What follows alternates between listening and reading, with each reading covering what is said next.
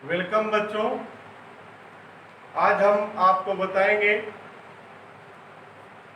कि ब्लड बैंकों में ब्लड को कितने दिनों तक आप सुरक्षित रख सकेंगे अथवा प्लाज्मा को भी क्या बैंकों में रखा जा सकता है। इसके लिए पिछले टर्म पर आपको मैंने ग्रुप डिटर्मिनेशन बताया था। तो ब्लड बैंकों में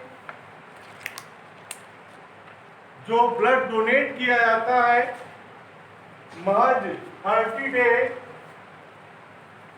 30 दिन तक ही आप सुरक्षित रख सकते हैं।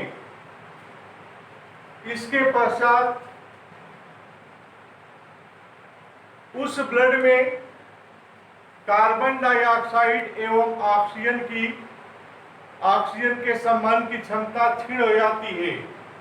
जब 30 दिन से अधिक ब्लड हो जाता है तो उस ब्लड में ऑक्सीजन एवं CO2 के संवहन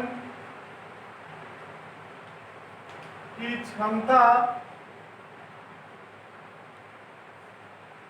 क्षीण हो जाती है।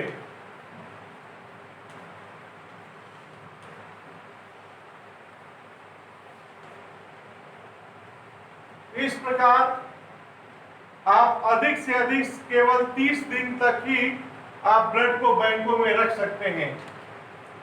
इसके अतिरिक्त अगर आप चाहें तो प्लाज्मा को भी बैंकों में रख सकते हैं और प्लाज्मा को बैंकों में रखने से लाभ यह होगा कि प्लाज्मा में किसी भी प्रकार का कोई एंटीजन नहीं पाया जाता, जिसके कारण उस प्लाज्मा को आप अधिक दिनों तक सुरक्षित बैंकों में रख सकते हैं, क्योंकि इसमें कोई वर्क का प्रॉब्लम या समस्या नहीं होता।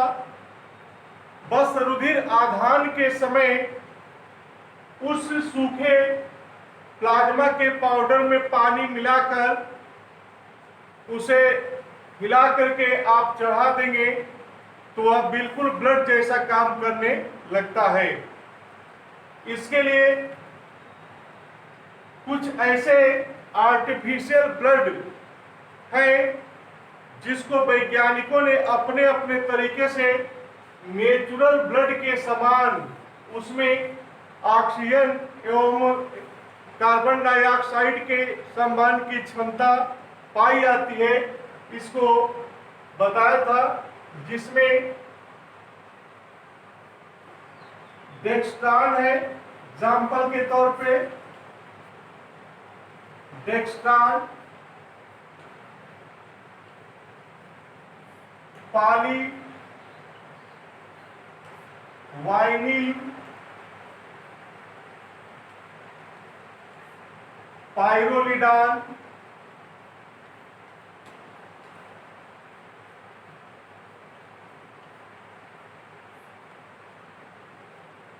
एवं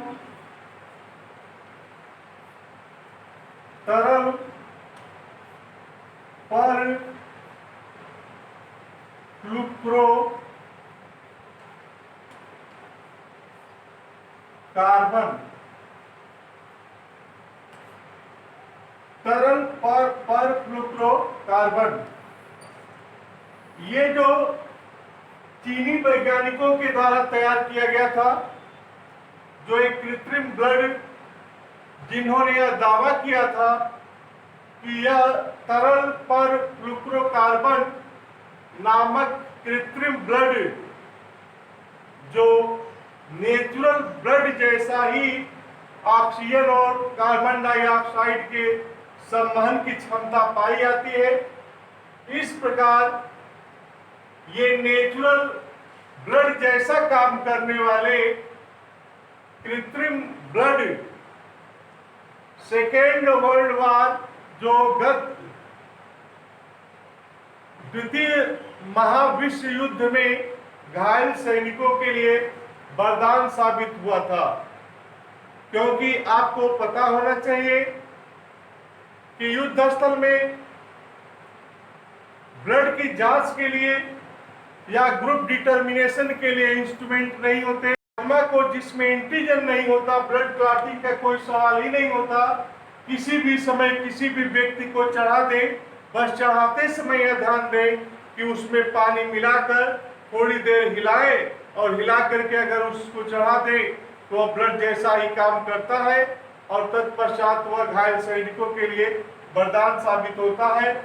इसलिए यह टेक्निक द्वितीय विश्व महायुद्ध में यह वरदान साबित हुई थी और उनमें यह बताया गया था कि पूरी तरह से नेचुरल ब्लड के समान ऑक्सीजन एवं कार्बन डाइऑक्साइड के संवहन की क्षमता पाई जाती है। इस विधि को अपना करके हमारे घायल सैनिकों को काफी हद तक लाभ पहुंचा था और यह विधि बहुत ही उनके लिए उपयोगी रही।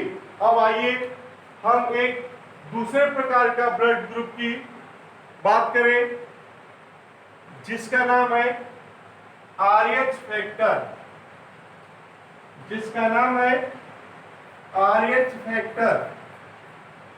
RH एंटीजन भी इसको कहेंगे या इसी को RH फैक्टर भी कहा जाता है।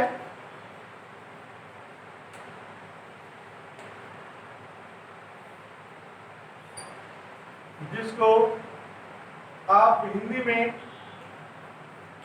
RH तत्व के नाम से भी जानते हैं। थोड़ी सी ब्रीफ हिस्ट्री आप सुन लें। RH फैक्टर है क्या या RH एंटीजन है क्या? सर्वप्रथम RH एंटीजन का पता लगाने वाले वैज्ञानिक कार्ल लैंडस्टीनर और वीनर नामक वैज्ञानिक ने सन 1940 ईस्वी में रहीसस बंदर की आरबीसी की कला में एक प्रकार के एंटीजन का पता लगाया जिसको उन्होंने RH एंटीजन कहा। और RH एंटीजन कहने के उपरांत इससे यह बात साबित होती है कि अगर एंटीजन है तो एंटीजन की उपस्थिति के कारण उसमें क्लॉटिंग की भी क्षमता पाई जाती है। यह भी ज्ञात होना चाहिए कि हमारे भारत देश में लगभग 97% लोगों में 100 में से 97% लोगों में RH एंटीजन पाया जाता है जिसे हम RH पॉजिटिव कहते हैं। महज 3% ही ऐसे लोग होते हैं जिनमें RH फैक्टर या RH एंटीजन नहीं पाया जाता जिसे हम RH निगेटिव कहते हैं।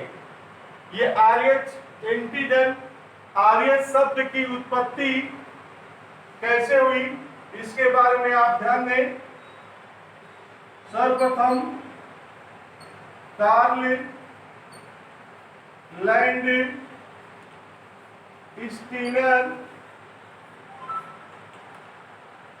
एवं वीनर नामक वैज्ञानिक ने सन 1940 ईस्वी में रहीसस बंदर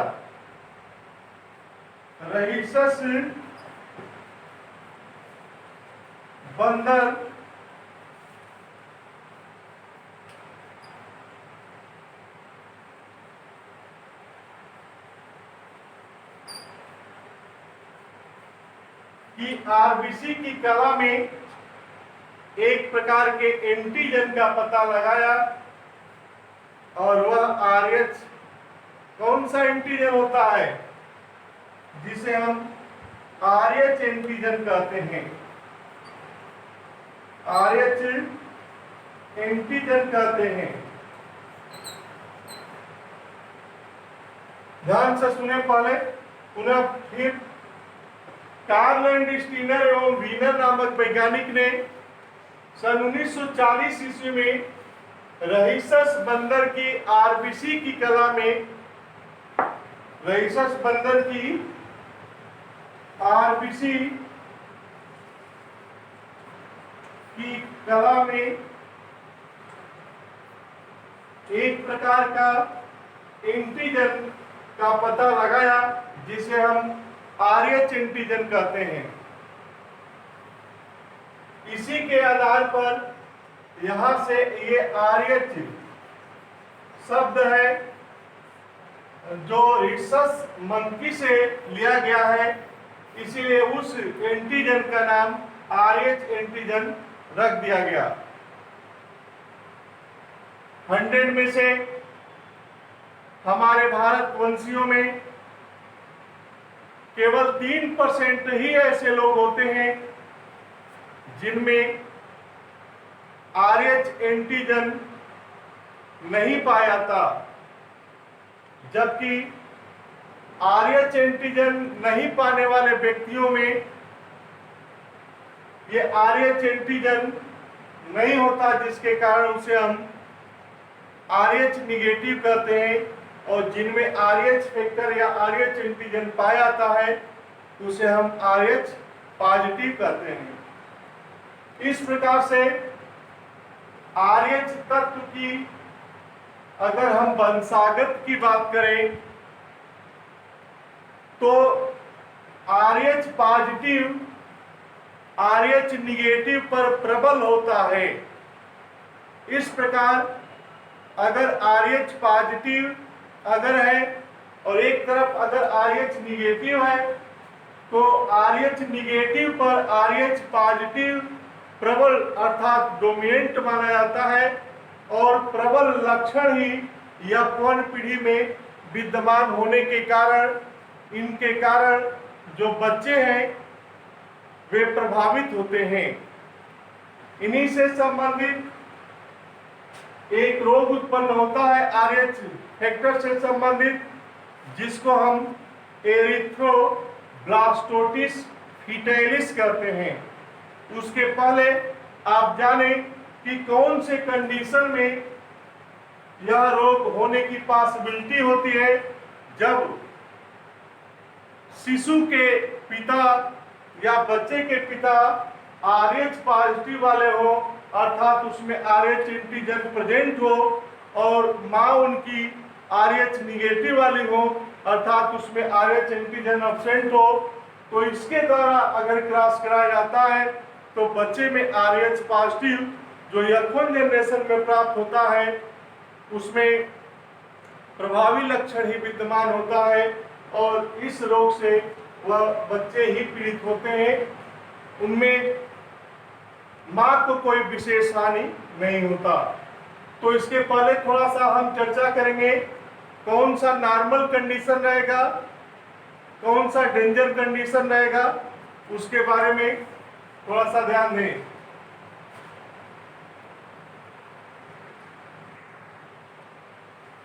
ध्यान दें, जिन व्यक्तियों में RH एंटीजन पाया जाता है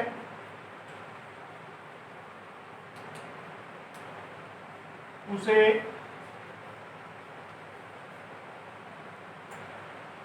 RH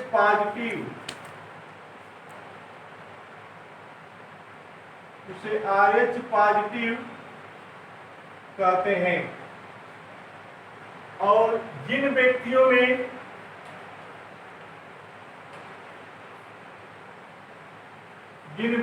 में RH एंटीजन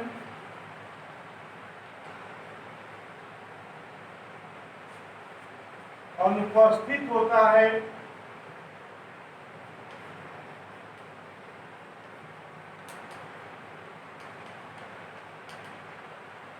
उसे RH निगेटिव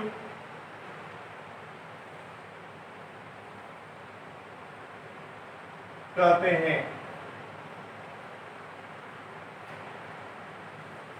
इस प्रकार RH पॉजिटिव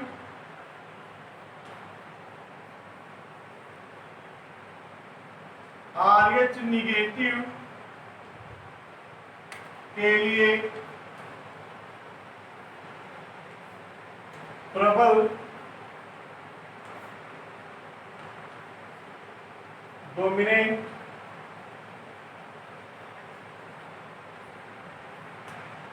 होता है।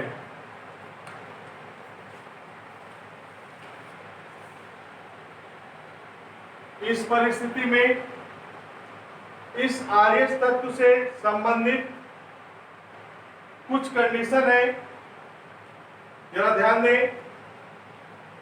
RH अगर पॉजिटिव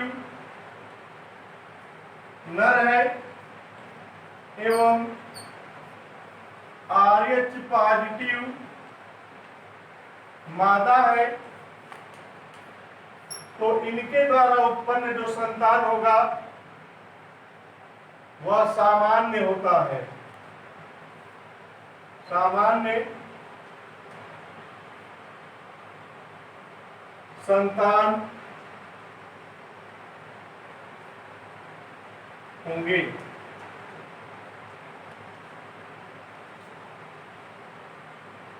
दूसरे केस में RH निगेटिव नर एवं RH निगेटिव मादा हो, तो इनके द्वारा उत्पन्न जो संतान है वह भी सामान्य संतान होंगे। लेकिन जो तीसरा कंडीशन है वह घातक मानी जाती है। जब RH पॉजिटिव नर एवं RH निगेटिव मादा हो, तो यह इनके द्वारा उत्पन्न जो संतान होंगे वह घातक होंगे। घातक, जिसको हम एरिथ्रो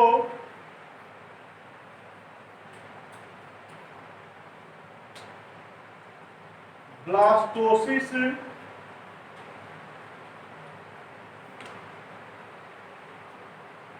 एरिथ्रोब्लास्टोसिस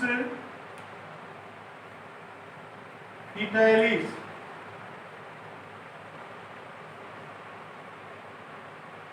कहते हैं। तो ये कौन सा रोग हो जाएगा? एरिथ्रोब्लास्टोसिस फीटाइलिस। कब होगा? जब RH पॉजिटिव नर हो तथा RH निगेटिव मादा हो। इस प्रकार से आप देखें ध्यान से, तो वह व्यक्ति जिनमें RH एंटीजन पाया जाता है, जब उसकी शादी होती है उस महिला से जिसमें RH एंटीजन नहीं पाया जाता, तो उसके कारण उत्पन्न जो संतान होंगे वह डेंजर कहे जाते हैं, घातक कहे जाते हैं। घातक इसलिए कि ऐसे संतान जन्म लेने से पहले गर्भावस्था में उनकी मृत्यु हो जाया करती है, अर्थात तुरंत जन्म के बाद भी उनकी मृत्यु हो जाती है। इनके बचने की संभावना नहीं होती। इसीलिए यह कंडीशन घातक कंडीशन मानी गई है। यह होता तो है बहुत कम, लेकिन यह घातक होता है और आनुवांशिक होता है। आप कल्पना करें 100% में से 97% RH पॉजिटिव है और 3% ऐसे हैं जो RH निगेटिव है। आप अंदाजा लगा सकते हैं कि यह कंडीशन बहुत ही रेयर केस में आती होगी, क्योंकि ज्यादातर लोग RH पॉजिटिव वाले ही मिलते होंगे, चाहे वह नर हो या मादा हो या माता हो या पिता हो। लेकिन अगर कंडीशन यह आ गई किसी भी परिस्थिति में, तो वह उस बच्चे के लिए उचित नहीं होगा। उस बच्चे की गर्भावस्था में ही मृत्यु हो जाया करेगी, जिसको हम घातक कहते हैं। इसलिए इसको हम लीथल कहते हैं। चौथा जो केस है वह RH अगर निगेटिव, RH पॉजिटिव अगर नर है, RH निगेटिव अगर नर है एवं RH पॉजिटिव मादा है,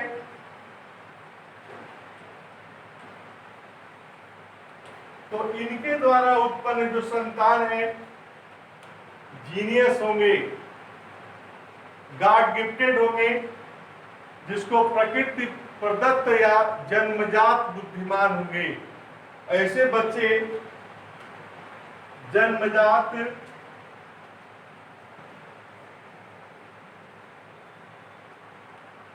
बुद्धिमान होते हैं, जिनके पिता RH निगेटिव अर्थात उसमें एंटीजन नहीं होता और जिनकी मां RH पॉजिटिव वाली होती हैं। अर्थात 3% में से पाए जाने वाले जो नर हैं, अगर उनका निगेटिव आता है और माता संयोग से RH पॉजिटिव वाली होती है, तो यह बच्चों के लिए बहुत ही अच्छी कंडीशन मानी जाती है। ऐसे बच्चे जीनियस माइंडेड होते हैं, जन्मजात बुद्धिमान, अर्थात इसको आप जीनियस कह सकते हैं,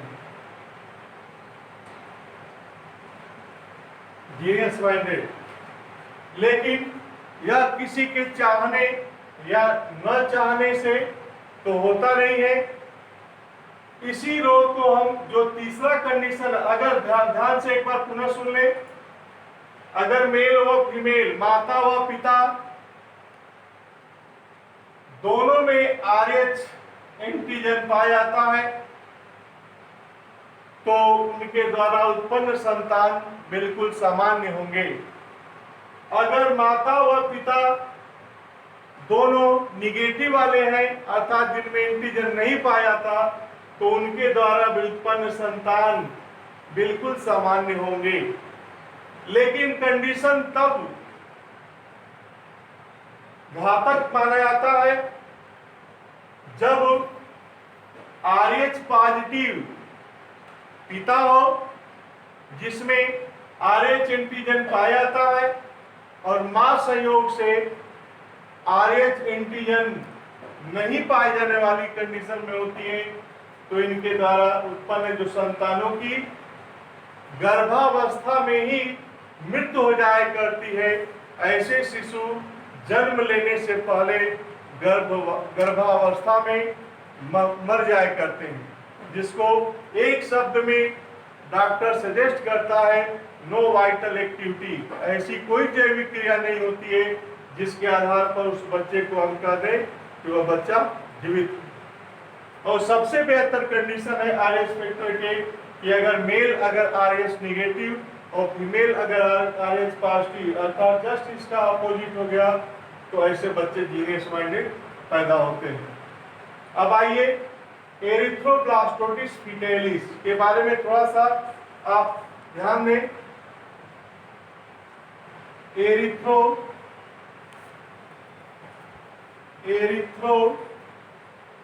यह कंडीशन घातक होती है। थर्ड कंडीशन किसी को बताया जा रहा है एरिथ्रोब्लास्टोसिस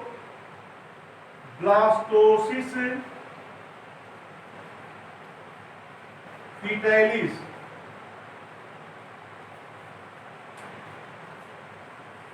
एरिथ्रो मतलब आरबीसी,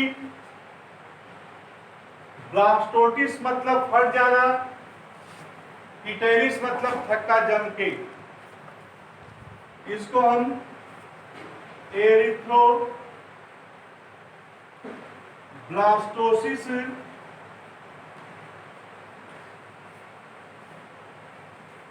फीटाइलिस कहते हैं। इस कंडीशन में यह एक आनुवांशिक रोग है जो शिशुओं में ही हुआ करती है। यह एक आनुवांशिक रोग है जो केवल शिशुओं में ही हुआ करती है, लेकिन ऐसे शिशुओं में जो जन्म लेने से पहले ही गर्भधारण में या गर्भावस्था में उनकी मृत्यु हो जाया करती है।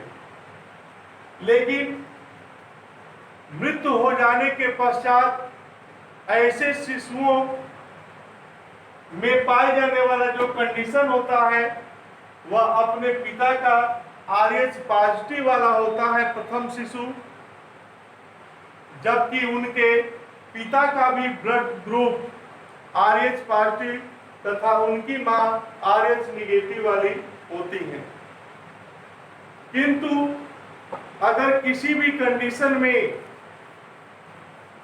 प्रथम पीढ़ी तक पूरी तरह से यह RH एंटीजन का विकास नहीं हो पाता, अतः प्रथम शिशु के जीवित होने की पॉसिबिलिटी भी होती है, लेकिन बाद के शिशुओं में एंटीजन पूरी तरह से विकसित हो जाने के कारण पहले के बाद वाले जो बच्चे वह मरते ही चले जाते हैं, किसी के जिंदा होने की कोई संभावना नहीं होती। लेकिन या इसके कारण केवल बच्चे मरते हैं, माता क्यों नहीं? इसलिए कि माता का जो कंडीशन होता है वह RH निगेटिव वाला होता है। RH निगेटिव होने के कारण उसमें रक्त का थक्का जमने का सवाल ही नहीं होता, जबकि RH पॉजिटिव वाला कंडीशन ही बच्चों में आता है और उस कारण से उस बच्चों की या उस शिशुओं की ही मौत होती है। इस प्रकार से ये RH पॉजिटिव अगर पिता है और RH निगेटिव वाली अगर माता है तो इनके द्वारा उत्पन्न जो संतान है वह प्रथम पीढ़ी में प्रभावी लक्षण, ये चूंकि प्रभावी लक्षण है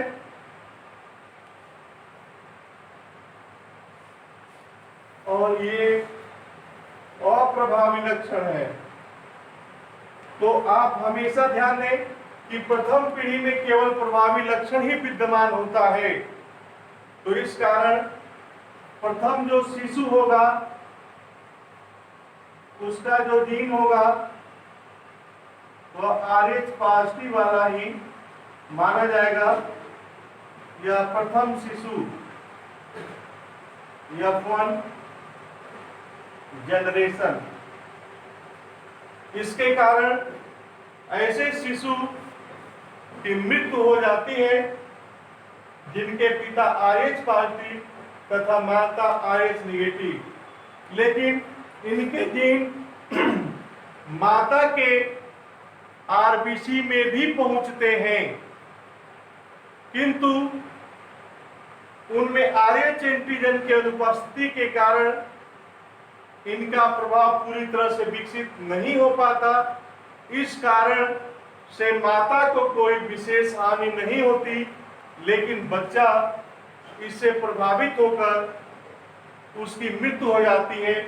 इस कारण इस रोग से केवल बच्चे ही प्रभावित होते हैं, जिनकी गर्भावस्था में ही मृत्यु हो जाया करती है। इस प्रकार से ये कंडीशन आपको याद रखनी चाहिए कि जब मेल फीमेल दोनों एक समान वाले एंटीजन है तो नॉर्मल संतान होंगे। और तीसरा कंडीशन लीथल है, घातक है, जिसमें पॉजिटिव मेल है, निगेटिव फीमेल है, तो वह एक घातक है, लीथल है, जिस रोग को हम एरिथ्रोब्लास्टोसिस फीटाइलिस कहते हैं, जो आज वर्तमान में मंगला और मंगली से उनका संबंध होता है। और सबसे बेहतर कंडीशन है RH एंटीजन से, जिसे हम RH निगेटिव मेल है और RH पॉजिटिव फीमेल है, तो इनके द्वारा उत्पन्न जो बच्चे होंगे जीनियस माइंडेड होते हैं, जन्मजात बुद्धिमान होते हैं, जिसको हम गॉड गिफ्टेड कह सकते हैं।